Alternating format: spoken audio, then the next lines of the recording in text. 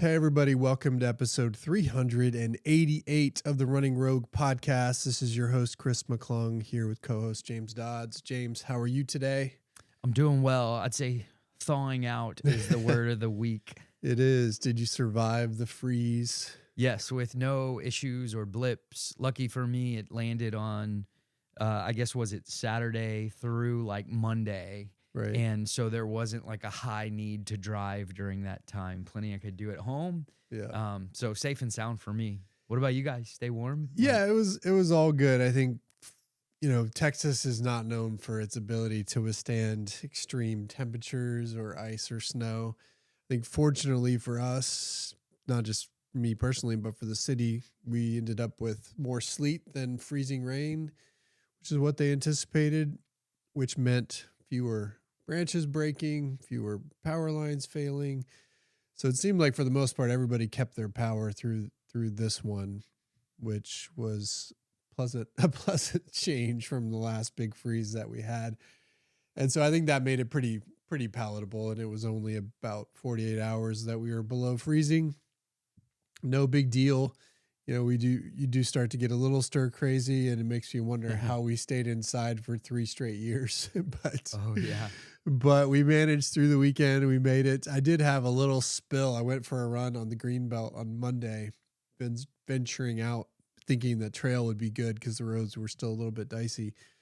And I did take a spill on some ice that was on a rock. And fortunately, I think I'm okay. But it was a little bit dicey out there for sure. But alas, we made it through. I did want to, before we jump into today's topic, we're going to talk about peaking. Peaking matters. We're on to chapter 4 of the book. So we're digging into this idea of peaking and how you can really only peak 2, max 3 times a year, and the importance of really focusing on those peaks. So we're going to get into that. But I want to come back to a little bit of a topic that we covered in our Friday Q&A this past Friday. And if you haven't figured it out, we are doing free Q&As on Instagram every Friday at 2 p.m. Central. If you want to jump on with us, you can ask any question of James or I. And if you want to ask questions about the book, great. If you want to ask questions about your own training, also great. We had a lot of good questions, but one of the things we were talking in the preamble to those questions, which I think ties back to our episode last week and connects into our episode today, is this idea that I was thinking about last week of expanding your comfort zone. We talk often, or people talk often, about getting outside your comfort zone in order to grow. But I think for us as runners, it's actually about expanding the comfort zone so that you can do more volume at comfortable paces in a way that's sustainable so that you can stay healthy doing it and therefore be consistent and then sustain the work over, again, not just weeks or months, but years. And so this idea of expanding your comfort zone is a little bit of a shift, or turning that concept of getting outside your comfort zone on its head. But as I think back to our topic of miles matter, to me, that's the theme. It's really about how can I do as much volume as I can reasonably withstand and recover from so that I can get the benefit of all that volume. And what does that mean for most of us? That means expanding our comfort zone, running more easy volume, seeing how many miles we can put together if we actually slow down while doing it. And so I just wanted to get your reaction on that, see if you thought about it anymore post our Friday conversation. Not only have I thought about it on today's run. So Okay. It's interesting that this popped up. I was thinking I'd bring it up just in conversation with you. So yeah, I think what it did to me was it made me think of another way of saying it is like kind of raising the baseline, because today we'll talk about peak fitness, those like mountaintop experiences. But I think what you were communicating to when you were saying expand your comfort zone was more of just how much you can easily and comfortably and rhythmically and habitually do. And it's like we were talking about those blocks of wood metaphors or blocks of ice. I took it in as you kind of describing like, well, someone who can consistently or rhythmically and smoothly run 50-mile weeks all of a sudden now can whittle when they do the whittling down, they can hit a lot harder qualities. So the idea for them, if they were going into a growth phase, leaving quality and peaking all of that off the table, they might put their eye towards getting to 60, to where it's just like, wait, I can do that. That's me every single day. And I feel good there. So I think of it as like raising your baseline, the starting point basically, or in your language, like expanding the comfort zone. And I thought of I've heard a psychologist talk about, like, if you were a monkey on a limb and you were trying to grow and like you wanted to go into the unknown and discover new things, like you run out on the branch and then you kind of come back into your comfort and out on the branch. But it's like extending to where your known territory is, such that a percentage becomes the undiscovered territory for growth. But we can't live out in the undiscovered name of growth forever. So we got to know how strong our limb is, or what our baseline is, or how big our comfort bubble. Right. I'm word vomiting now, but those are all the things in my mind.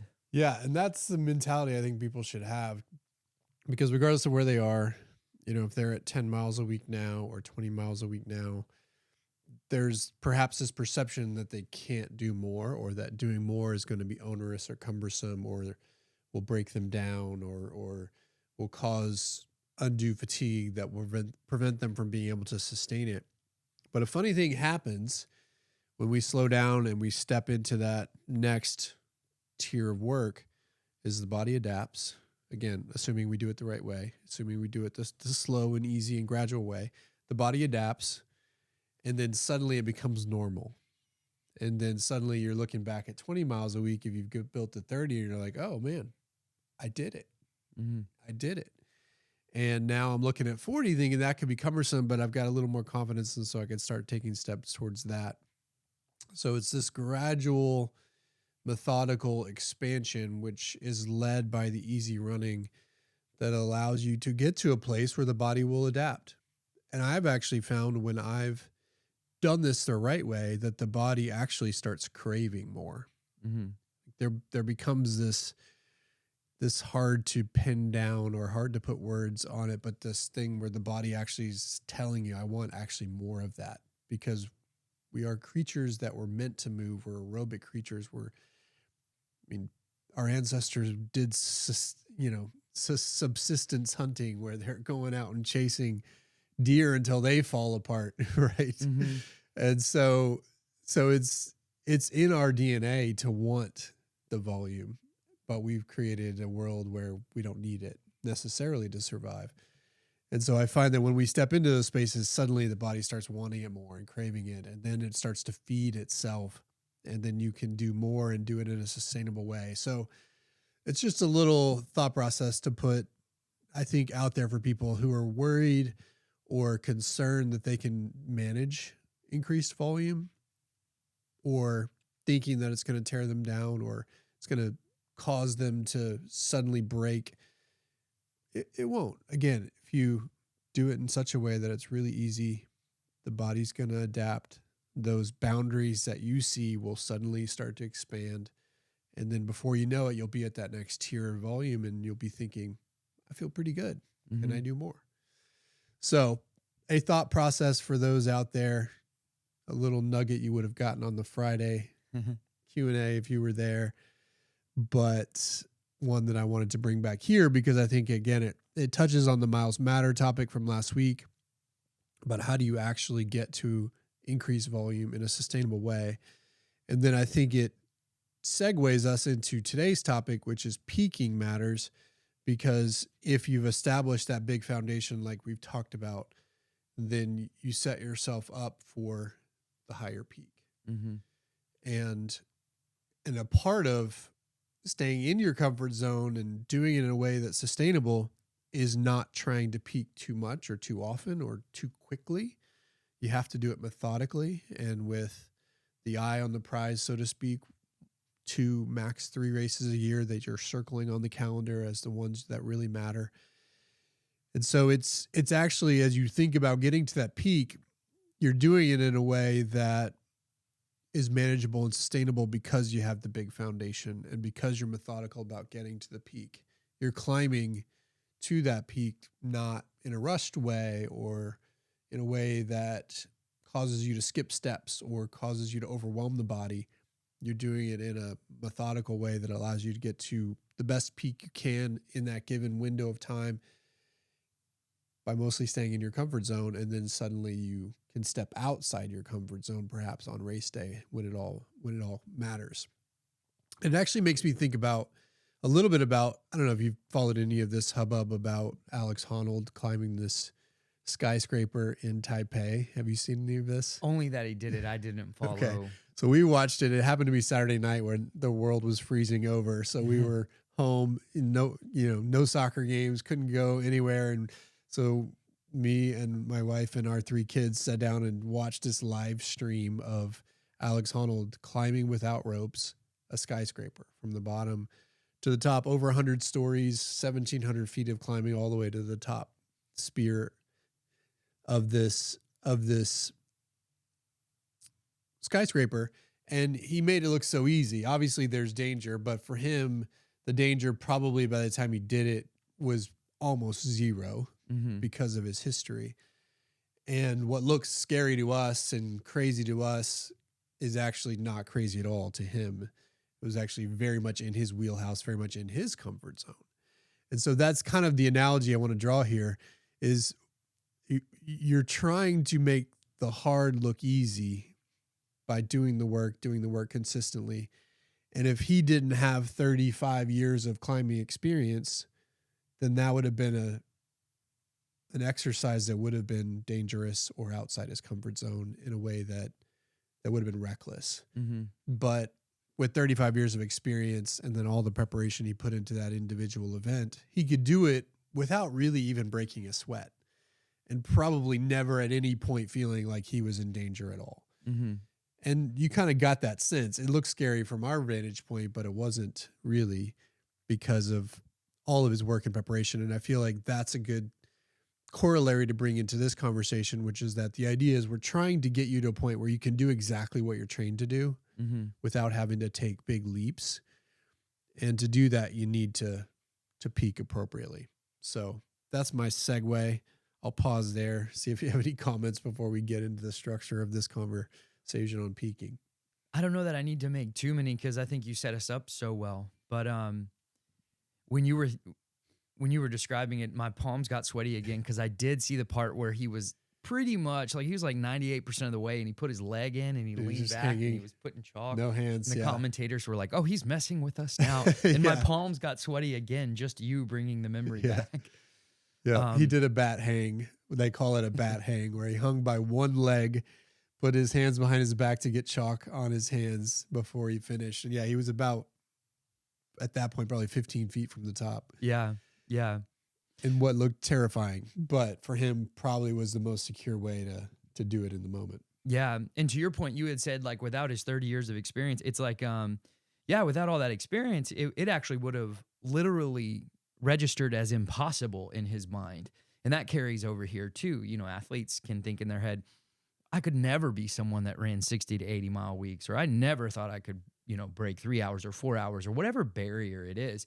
And if you're brand new and, struggling through 5K is where you're at, then sure, that might seem impossible. And I know we'll get into this as we go on, but it's like to your point of, well, you start expanding, quote, your comfort zone, i.e. what you can do regularly, then all of a sudden those out of reach goals start to seem like visible. And once they become visible, you keep inching and then they seem within reach. So, yeah, and I think it kind of gets this overarching theme of our book, and one that I tried to address a little bit in the intro. I think some people think when we talk about slow running and easy running so much, they think that we don't have a hard or, quote, rigorous program. Like we're babying them in order to get them to some place that's below where their potential might be. And that's really not it at all. The rigor of the program is very much there. We do hard things in training. We ultimately ask you to do hard things, but never in a way that you're not prepared for. It's always the next logical step. And so that's what peaking kind of represents. It's what's the next logical step to build to that higher place so that I'm taking a small enough leap that it's manageable, but I'm still pushing the envelope higher. And that's what we're asking for in peaking. And it's based in obviously training theory, but there's physiological reasons for it as well. So let's speak to some of those. The first thing that comes to mind, this is one of my favorite one-liners in the past couple years, but it's I like saying to athletes that you don't just go into nature, you are nature. And while on one hand that's so obvious, it's I think people need to be reminded of it because I love the whole one extreme is like I can put my mind in to something and I can do anything. And then there's that other end of the complete self-limiting, like that's impossible. I never could. And it's like, well, hold on. Like you said in the beginning, our bodies can change. They can get used to a certain stimulus. Basically, like we expose ourselves to some kind of stress or rigor. At first, it's daunting. We let ourselves recover, and then we get stronger because of that. And then we also have like I got this from Dr. Jack Daniels, but there's other scientists out there, and I'm sure people have found similar information from plenty of authorities out there. But it's like even in his book, he talked about how you can expose your body to a given stimulus. The sweet spots are 4 to 8 weeks. And that's why we often, for each of our phases, talk about 6-week phases because it's like we know that we can't just be in a stress state at all times. Like if the cooking analogies all come to mind. It's like we don't want to like if you put a cake in the oven in the first 10 minutes, you would see the cake forming. And so it would make one conclude if this was brand new science that, oh, exposure to heat for longer moves me to where I want to go. But we also know that if we left the cake in the oven, walked out the door for 45 minutes, came back, it would be, quote, overdone. And so just like with cooking food, or just like I had a conversation recently with an athlete and I used soil as an analogy, it was like, we can't just like take a plot of land and just like hum out the harvest season week after week after week after week. No, you plant seeds, you water them, you let them grow. When it's time for harvest, you go grab it. Then you go till that soil back up so that it's fresh and nutrient dense, and then you plant again. And our bodies, this is why I say we don't just go into nature, we are nature.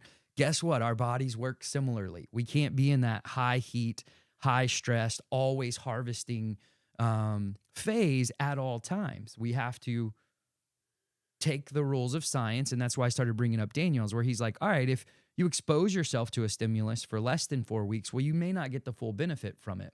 But we've also seen that past 8 weeks, you start to plateau. And so that's where we got the idea of like somewhere around 6 weeks where you move through like priming workouts, aerobic strength. I'm getting into the specifics now. I don't know if I should It's pause fine. real quick. I mean, it gets us to the point of this idea of periodization, which we'll talk about as we get into the book in a lot more depth. But you have to sequence the work so that you can sequence the physiological development so that you peak on the day that matters. Mm-hmm. Typically for us, that's a 20-ish week process from start to finish. And usually people think, well, that seems really a long period of time to be building up to one important thing.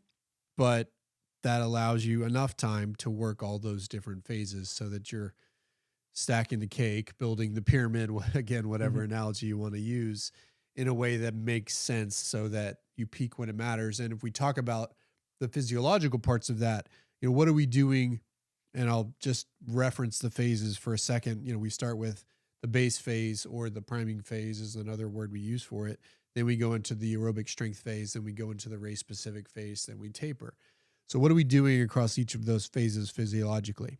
In the base phase or the priming phase, we're building aerobic capacity, laying out that foundation of the cake or the pyramid, while also recruiting the neuromuscular communication so that when the hard work begins, the fast twitch fibers are ready to go. They're ready to be activated. So you're priming, as you said, priming workouts. You're doing priming workouts to basically recruit neuromuscular communication so that when the real work starts, or we like to say, when you're fit enough to really train, then you can do that. And so then you go into the aerobic strength phase where you're working on what we call aerobic strength. Another word for that is endurance, or kind of your ability to sustain hard efforts.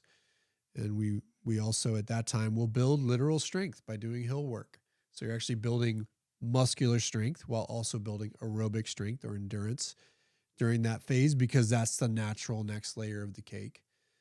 Then from there, you go into the race specific phase where you're working on race specific pacing, really dialing into the physiological efforts associated with the race you're trying to achieve or accomplish, while simultaneously working on the fast and the speed range in a more rigorous way so that race pace feels easier. Mhm. And then we taper, which pulls everything back, volume and typically a little bit of intensity, so that you're rested and ready to go when the race matters. And that sequence in various forms and various durations matters every single time. You have to go through that sequence. And when you race and when you hit that peak, you actually have to come off the peak Mhm. so the body can recover, recharge before you can build to a higher peak. The valleys after that peak are as important as the peak itself to getting to the next mountain. And so that's what we're talking about when we go through the physiological progression as you peak, but people want to skip that Mhm. or shortcut it because they think, well, I've been training year round. Do I really need to do a 20-week program for my next marathon? Or could I do a 12-week program and sort of short circuit the steps? And unfortunately, the answer to that is no. Mhm. Right? Certainly not if you want to get the most out of your race. That Now, I was you gonna can go do there. it. You Yep. can do it, but are you going to get the most out of your race? No, and you might also get hurt along the way because you're skipping steps. So we can't skip steps, and if we're not going to skip steps, then that means it's going to take about 20 weeks. There's 52 weeks in a year. 20 times 2 is 40. So that leaves us with a 20-week cycle, a 20-week cycle, and then maybe a 12-week cycle. So you can maybe squeeze in that third peak if you're doing things a little bit differently as you go across, but it's basically not more than 3, and mostly I prefer 2. Mhm. Well, I prefer to as well. Like, there's a reason why I like bringing. I brought this up recently, but like humans are stacked systems. It's like even at that point, you bump up against psychological as well as like social. Just I mean, like, why try to have every week of 52 weeks so ordered such that there's no room for when you might get sick or start to feel a little burnout, and give yourself a little bit of space, or there's holiday commitments, etc. And so, not to get too far out of the science, but all of that starts to apply. It's like I think 2 is the sweet spot, because try like, having that 12 to kind of work around logistics. And the thing is with peaking and training, we know the race dates so far out in advance too. So we're also at the mercy of like when races are planned, and then we map around them whether that fits perfectly with our schedules or not. And so there's so many layers that start to come into play. I'm like, let's stick with 2 peaks a year, you know? If you want to get the most, 2 peaks a year is the way to do it, but that requires patience. That also means that your development timeline expands significantly. Mm-hmm. Racing a couple times a year where it really matters. Obviously, you may race more than that, but 2 that you're really focused on. That means your development is not just a 5-week block. Then you have the race of your lifetime. It's going to be 20-week block. Then you have the race of your lifetime. It's a 20-week block times 2. Then you throw in another one. So you're looking at years. You Mm-hmm. start to put it together because we're talking about long periods of work, months, turn to years, turn to decades if you're doing this the right way. But most people struggle with that. I think it's daunting to think about it. It's interesting. I think there's 2 sides to that coin. I'm curious what you think. On one hand, the idea that development in this sport, because of the fact that you can only peak a couple times a year, takes years. Development in this sport is daunting because you think, wow, I've got to be doing this for 3 years, 5 years to get the most, 10 years, 15 years. It's daunting because it's hard to think that far ahead. Mm-hmm. I actually also find it quite encouraging because that means whenever I start, I've got a long time where I can still improve. Mm-hmm. But it's hard to capture that and wrap your mind around that. So how do you balance that idea of short-term desire with long-term gains and effectiveness? I would say I lean to the camp you lean in that I actually find it to be more encouraging because it's like, hey, if you've put in this effort and you got that result, then there's only more good to come because of the way we started. Like in so doing, one season you will have expanded your quote comfort zone, or you will have raised your baseline. So it lets you know that, oh, the starting point started higher this time. I'm starting off a little bit stronger. I'm starting off with more confidence, and I'm starting off with a sense of knowing because I've done one race or 10 races, etc. And so I find it ultimately encouraging. Now, the way to manage it as a coach with varying athletes, it really comes down to athlete personality and how often, or even helping them see this, I think starts to balance it and pull them the direction we both lean. And that's, I think sometimes people over race because they're kind of needing and wanting and craving those dopamine hits, those kind of like, oh my gosh, it just feels so good. And I get that. I don't want to make light of it because all work, no play makes Jack a dull boy, right? And so it's like I understand this need for people to quote go get a win, but ultimately, if they try to do it too often, they'll sort of sabotage that win.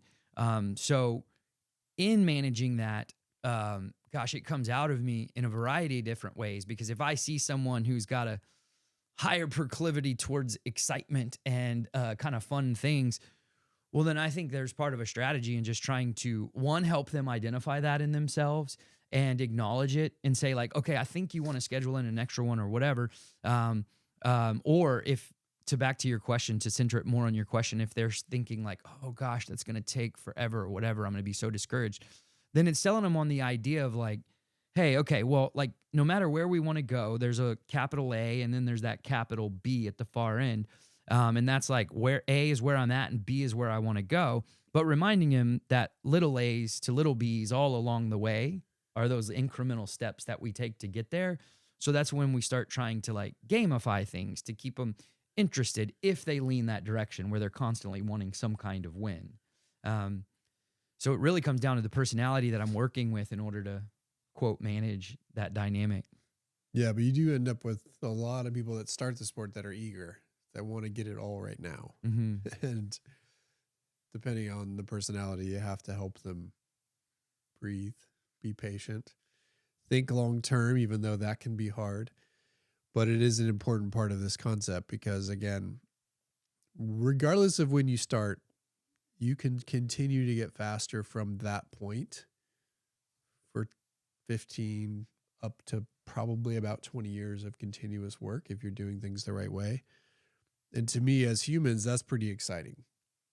Now, that doesn't mean it has to all be continuous. There can be ebbs and flows in there, some seasons of life where you might, have a kid or change to a rigorous job and you might get away from it for a little bit. But then when you come back to it, it'll be right there for you.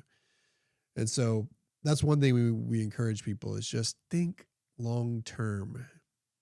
And that I think then also enables you to perhaps better focus on the peaks that you have.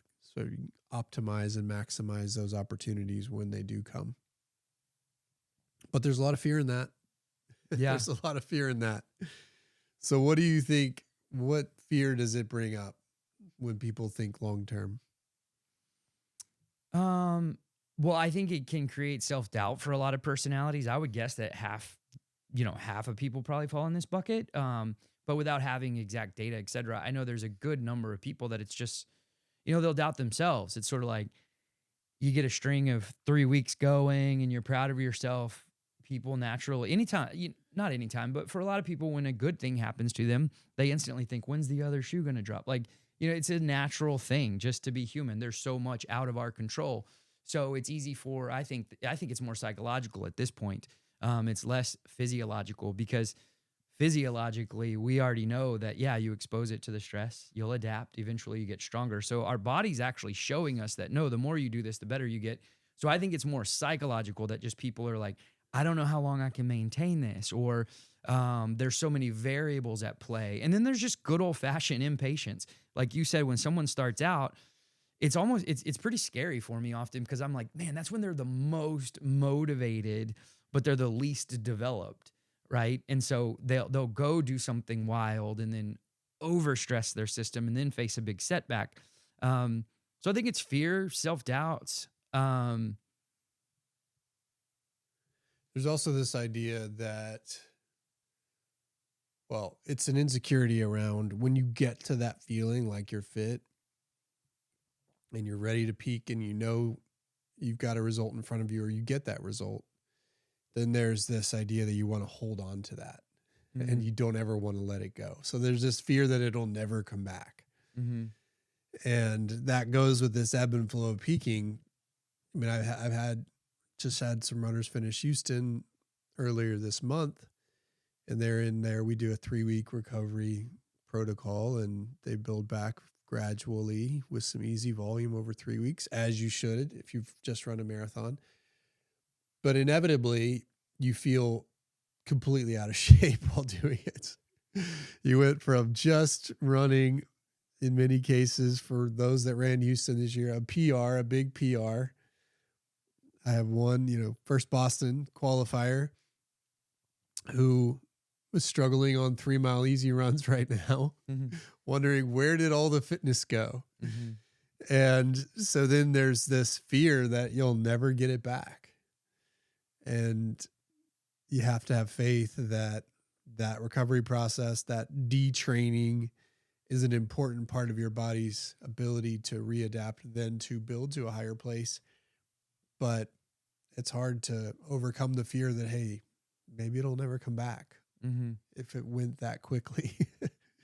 And it didn't really leave, but it just your ability to manifest it goes away because your muscles are spent, your body's recovering, right? Yeah. But there's great fear in that ebb and flow. Oh, totally. I'm managing some folks through a detrain to retrain phase right now as well.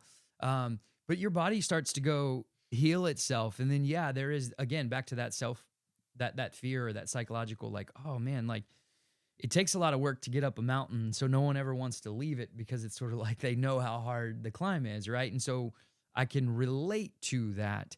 But this is where I use like I think we forget how taxing race day itself is. Like to go get that peak in PR, not only is there the taxing nature of the entire season where we talk about like cumulative fatigue through the season. It usually shows up kind of late aerobic strength or early um, race specific phase because that's when miles are high and the workouts are rigorous. And I'll talk to athletes about cumulative fatigue, and in those moments, they're like, makes complete sense, right? They understand that the work's stacking on itself.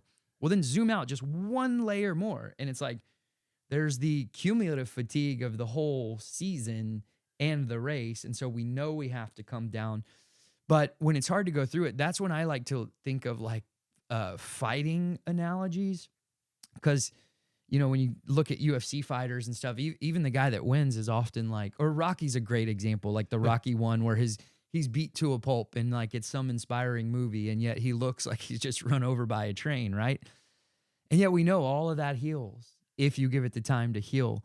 And so allowing all that inflammation to subside and just like reminding yourself that you are part of nature and that you are organic tissue and that all of this will kind of readjust and put you back in a clean, smooth spot where then you'll have to employ your disciplined mind again and build up. You could quote, do it, and plenty of people come through it, but it's just in that window, the feeling. I always say, like, be careful of forever thinking. Like, this is not forever. It's just this window of time where you got to let everything heal. And it's hard. But I'll remind people something we said in one of the earlier episodes from the book. Fitness building happens in recovery. You don't get fitter doing the work directly. You get fitter recovering from the work. And on a macro level, that's true after peaking for a big race. You don't get fitter going right back into it after a big race. You get fitter because you're appropriately recovering from that peak so that then the body can really kind of absorb and assimilate everything you just did over 5 months. So on a macro scale, it's like a recovery day Mm-hmm. essentially, but over 3 weeks for a marathon or 1-2 weeks for a half, where the body's assimilating all of that work, recovering from it too, but assimilating all of that work so that when you go back through the peaking process, it can summon it and then summon more. Mm-hmm. So that's one way to think about it, but I know it can be difficult. And so there's a lot of kind of fear and uncertainty, and some of this is about having faith.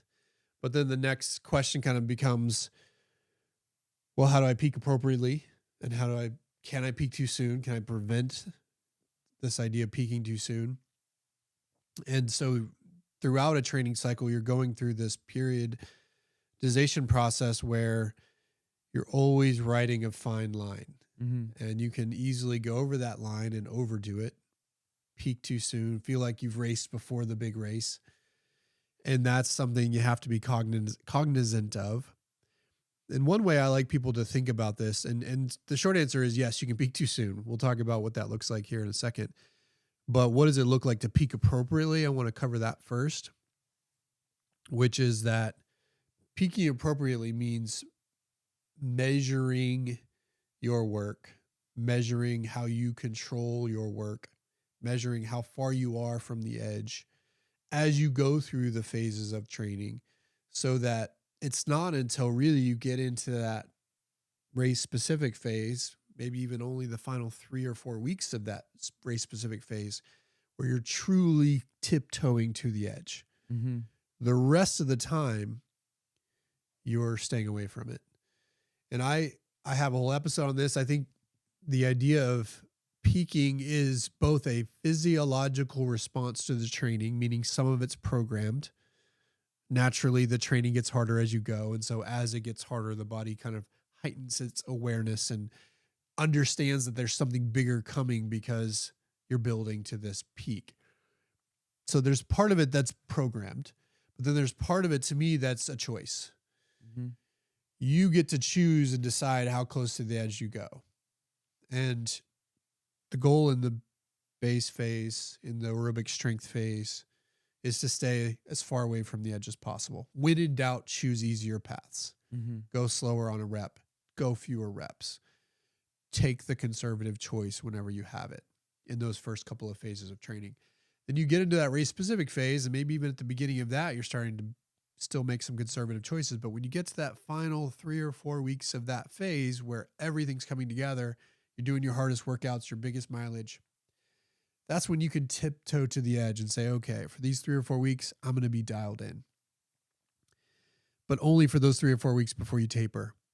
And so it's as much a choice as it is anything else. Because if you go into the first couple of phases and you're always going to the edge and you're pushing hard and doing max reps, and when in doubt, you're going harder when you think you have extra left, you're going to peak too soon. Mm-hmm. And so again, there's a physiological component of this that's programmed into the training with a good coach. And there's part of this that's a choice. Yep.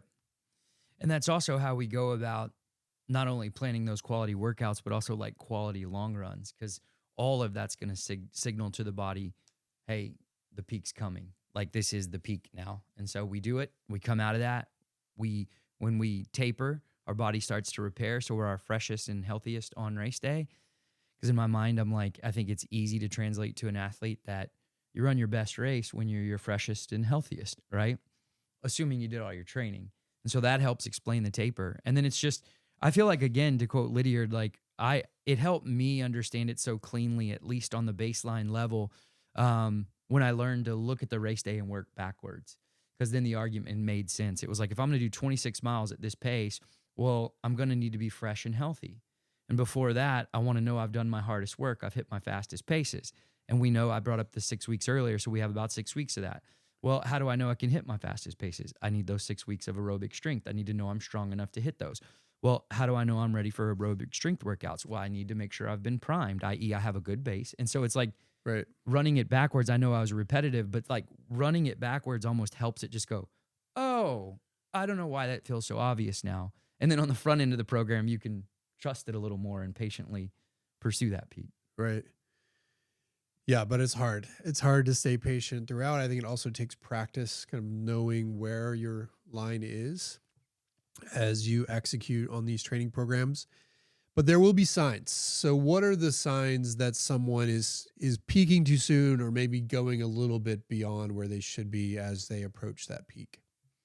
Sadly, sometimes, and this is more rare because I don't want to create any fear, I think sometimes people look at it as a mystical concept and almost like, well, how do I know I'm not peaking?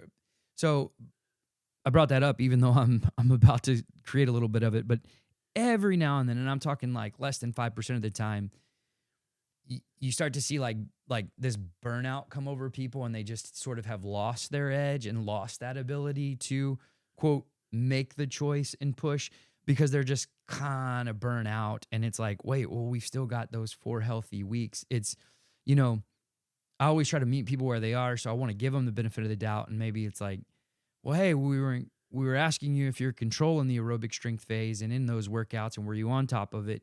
Um, and maybe they thought they were, but they actually were pushing. So usually that like extreme burnout where it's sort of like there is no left in me. Yeah, you lose Um, that mental ability to go. You sort of you just feel blah, and you're like, I don't want to do it anymore. yeah, Kind of, it's which is both a mental component but also a physical response. yeah, because that's the endocrine system. That's the hormonal part. It's like, people like, it's funny because all of it's so interconnected, but it's like, yes, it's mental and it's also physiological. Like your hormones actually do matter.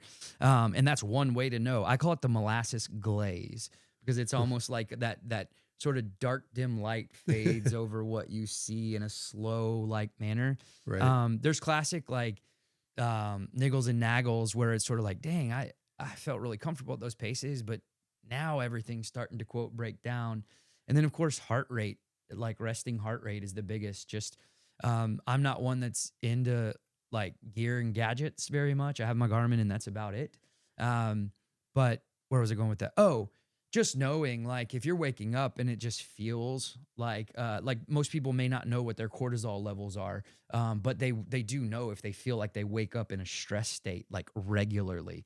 And if a couple good nights of good rest or an easy day jog with like followed maybe by a day off, if something that simple doesn't start to cure some of that, then you might be in a state of just quote feeling overtrained or perhaps peaked too soon.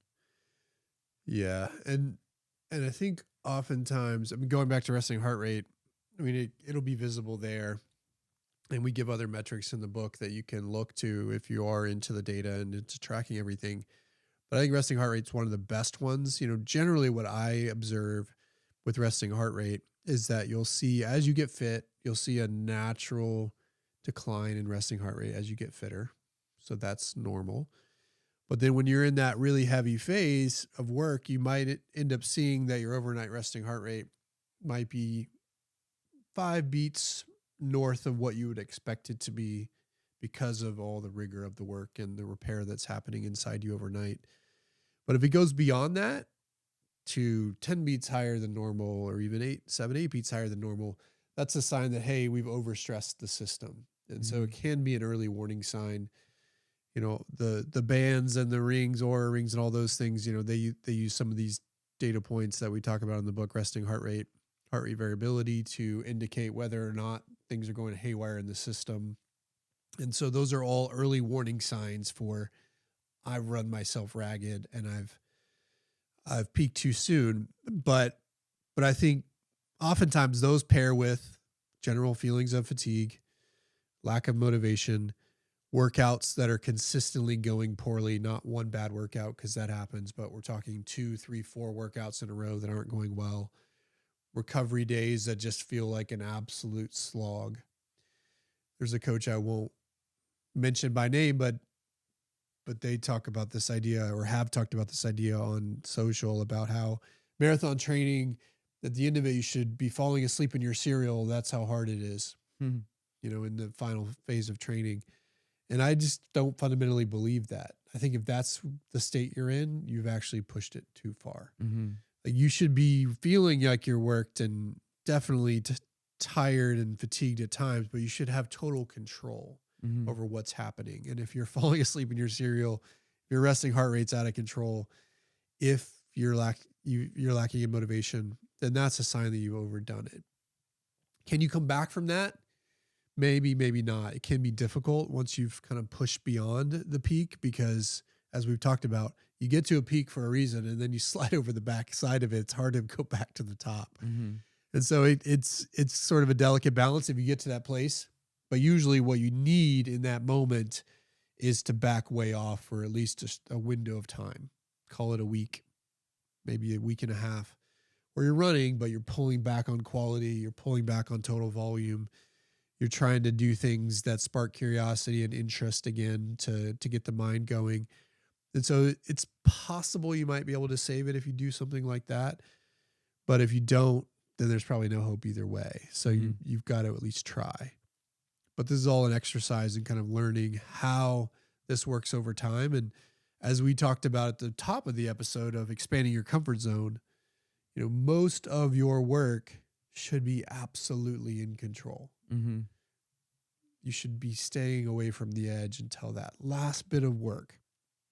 And even in that last bit of work in the peak phase where you might have 3 or 4 big weeks, that's where, I'll tell my athletes, circle that on your calendar. That's where everything else falls away. You prioritize running and running primarily. Obviously, you still have your job and your kids and your family and all that stuff, but you let your partner know that, hey, this is a window of time that I'm going to need to create extra space for my training. Mm-hmm. And it might only be 6 weeks a year, Mm-hmm. but those are important 6 weeks to crowd out all the other noise, get extra sleep, don't go out with your friends. You get to be boring for a little bit so that you can put all energy and recovery towards the thing that matters in those windows of time when you're on the edge. And then outside of that, you can be looser with it. Yeah. So that's a long way of getting to this point of you can overdo it and there's a learning process to do it the right way. But it generally starts by staying away from the edge for as long as possible. And when in doubt, probably still staying away from the edge, especially if you're new. Because why? I mean, you're going to be reaching much higher peaks down the road. So why risk being healthy on a start line and ready to go for trying to squeeze a few extra seconds out if you're not sure, right? So I'm generally in favor of people, especially newer athletes, when in doubt, choosing the easier path at all points. Mm-hmm. And then let the training actually dictate the peak. Yeah. Yeah. I was also going to say, when you were talking about signs of like fatigue and overtraining and peaking too soon, like, and realizing like, oh, maybe you take a week and sort of come out of that and maybe you can get back to it. I was thinking of our training programs, and every third week we use a down week for the, if the athletes lean into how much we say the word effort and how much we say listen to your body, then they can start gaining that awareness even when they kick off a training program just in their down weeks. Like, I try to communicate that even with my one-to-one athletes often, where if we're in the first week, then I expect it to be a challenge, but one they're fully in control of.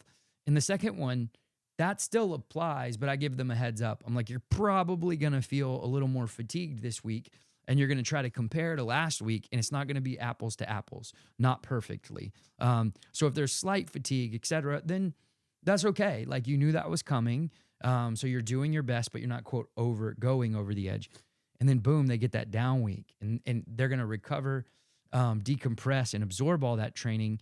And I hope that's when they're paying attention to their body. And I mean, I hope they're paying attention at all times, but those are good checkpoints to go in, take inventory, and double check, like, okay, I'm good. I'm recovering this week. I know I'm doing it right. And then you could take all that into the next 2 up weeks again. So the training allows for plenty of checkpoints. Checkpoints and space for that kind of thing. Because I also think about, well, if you're starting to feel like you're overcooked, I'll use my last week as an example. I raced 3M, or Austin International Half, formerly known as 3M, on Sunday, then had a big mileage week as I'm preparing for a race in March, the stage race that I'm preparing for.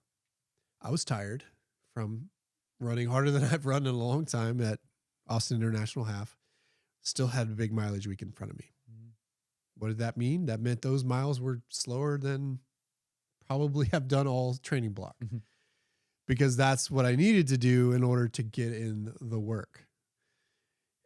And that meant 2 to up to even 5 minutes slower than the race, the pace I might choose for race day. And yet that's what the body was asking for in order to still put in the work that I needed to do to get the result that I want. And yes, I could have made the decision to pull back on some of that volume. I could have, but I felt like I was okay proceeding with it as long as I slowed down and backed off. And then obviously I was checking in with myself along the way. So it just goes to show you that there are plenty of ways to expand the comfort zone. Mm-hmm. Slow down on your easy runs, choose fewer reps in a workout, whatever it may be. And you just have to be willing to pull those levers. And if you're willing to pull those levers rather than just rote following the paces that you always do, then you're going to have the ability to adapt and recover appropriately and still get to that peak the way you want to. But you can't blindly just go through it all without listening. And that's one of the reasons why we talked about listening to your body and understanding effort and all of those things is so, so important, because if you're in tune with that, then it allows you the flexibility to still do a lot of work while managing the effort appropriately. Mm-hmm. So with that, I want to wrap this with a question. Why is it so hard for people to embrace the idea of peaking? And what would you say to that person who's struggling to embrace this idea of 2 races a year that really matter? Well, I've never been good at like coming after it with a direct statement. My approach, especially whether it was a group of athletes that I could speak to, well, I can still present it here. I would actually go into why work. Like, hey, why are you doing, not just why work? I'd be curious to know, what do you really want out of this? Like, what are we doing here? Because if you really, like, if you tell me that you want to optimize your training or maximize your training, people love that, especially on the front end of a block. Then I'm like, okay, well, we know how, but it's going to take like 20 to sometimes 24 weeks, right? Like, it's going to be a long process. And so if they can't buckle up for the long ride of 24 weeks, and I don't mean buckle up because it's all going to be wild and crazy. Yes, there will be tough parts, just like race day. Like, your first 10 miles aren't that hard in a marathon. Sure, the last 10, you better buckle up, like, yeah, for that. But I'm like, if we know the pathway ahead, like, I would have to dig in and find, is it just like they haven't learned to manage that side of themselves that loves overstimulation, which again, I relate to. I get that. I'm like, I'm not putting down any of this, but I would want to uncover, is it that? Or is it just, a matter of trust? Like, it's so hard to trust. Is it classic impatience? I don't know. I'd have to ask the question back to them of like, what are you up to? What do you really want out of this? And why is it when the path is laid out, you keep wanting to jump off the path? I think you're speaking to the fact that I think for some people, the reason they're unwilling to trust this kind of concept is because they're afraid that if they do and it doesn't work or they don't get the result, then it will reveal that they're inadequate. Mm.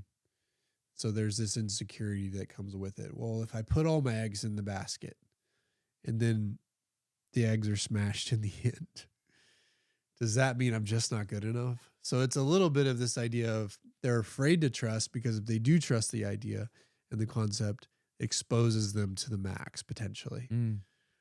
Now, we know that there are training results and race results. Sometimes they sing a happy song, sometimes they don't. If you don't get the race result you want, does it mean you're not good enough? No.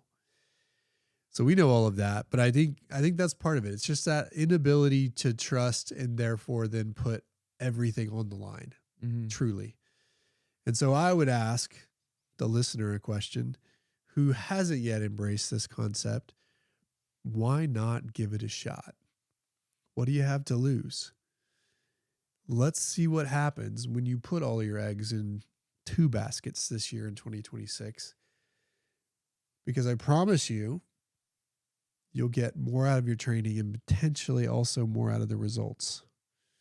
And if not in this year, in next year or the year after. So why not give it a shot, guys?